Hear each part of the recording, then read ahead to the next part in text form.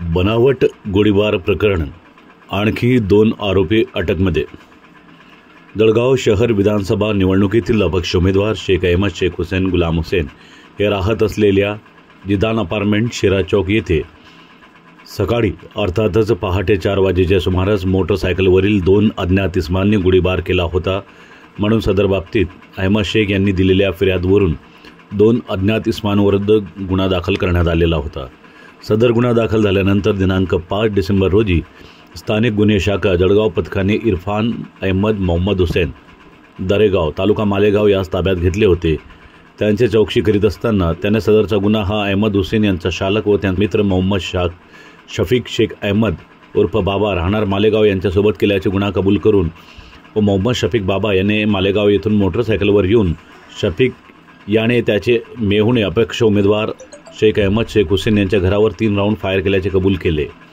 सदर फायरिंग करण्याचा कट हा अपक्ष उमेदवार शेख अहमद शेख हुसेन व त्यांचा मुलगा शेख शिबान फाइज अहमद हुसेन व दुसरा मुलगा शेख उमर फारूक अहमद हुसेन तसेच इरफान अहमद मोहम्मद हुसेन राहणार मालेगाव व शरीफ उर्फ बाबा राहणार मालेगाव अशांनी रचून फायरिंग केली व तसा बनाव रचला।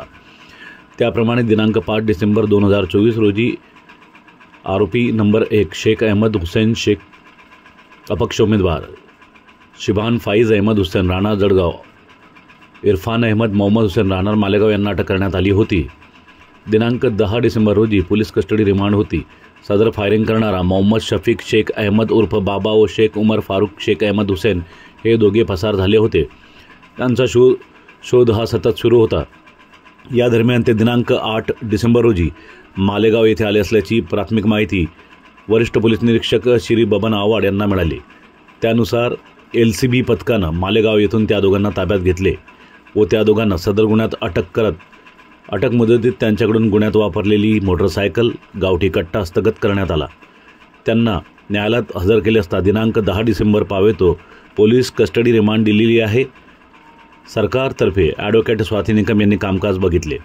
सदर कारवाई ही पोलीस अधीक्षक महेश्वर रेड्डी, अपर पोलीस अधीक्षक अशोक नखाते, उपविभागीय पोलीस अधिकारी संदीप गावित, वरिष्ठ पोलीस निरीक्षक बबन आव्हाड, पोलीस निरीक्षक दत्तात्रय पोटे, पोलीस उपनिरीक्षक दत्तात्रय पोटे, सहायक फौजदार विजय सिंह पाटिल, सहायक फौजदार अतुल बंजारी, सर क्या घटना हुई है और हरिलाल पाटिल, प्राइमरी चौकसी में राहुल पाटिल, ईश्वर पाटिल, क्या पता चला है पाटिल और क्या लगता है आपको कि किस वजह से ये कोशिश की गई? 365 लाइव जळगाव येथून।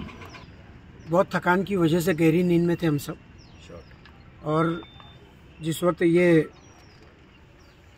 फायर हुई तो ऐसा लगा कि भी जैसा कुछ फूटा है, लेकिन थोड़ी देर के बाद जब उठकर देखा तो खिड़की के जो है कांच फूटे हुए मिले और अंदर एक बुलेट मिली है। 2 जगह खिड़की में छेद है, 2 बुलेट होना चाहिए। दूसरी बुलेट जो है वो ढूंढ रहे बाकी के लोग डिपार्टमेंट के। क्या लगता है क्या वजह रही होंगे हमले के पीछे?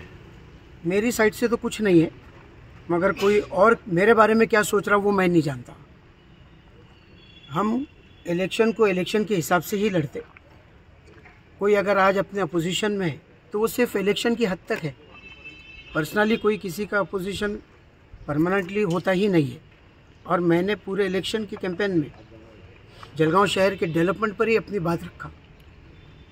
मुझे ऐसा लगता है कि जिस तरीके से मैं बिल्कुल क्लियर स्टैंड के साथ ये इलेक्शन कंटेस्ट कर रहा हूँ तो सभी ने वैसे ही करना चाहिए, और पॉसिबल है कि वैसे ही कर रहे हैं। लेकिन फिर भी कुछ ऐसे लोग हैं कि जो इस तरीके की बुज़दिलाना हरकत कर रहे, ये अच्छी बात नहीं है। क्या करेंगे आप? अभी इलेक्शन के प्रचार का आखिरी दिन है तो क्या प्रचार रोक देंगे या माघारी के लिए आपके कुछ लोग प्रयास कर रहे हैं उसमें आप पीछे हट जाएंगे? नहीं, पीछे हटने का तो सवाल ही नहीं। अगर पीछे हटने का सवाल होता था तो 3 तारीख को या 4 तारीख को जो अपना फॉर्म वापस लेने का आखिरी दिन था उसी वक्त अपन फॉर्म वापस ले लेते थे। इलेक्शन डट कर लड़ेंगे। आज का आखिरी दिन है। ये जो फायरिंग हुई, ये फायरिंग अपने हौसलों को नहीं रोक सकती, उसको कमज़ोर नहीं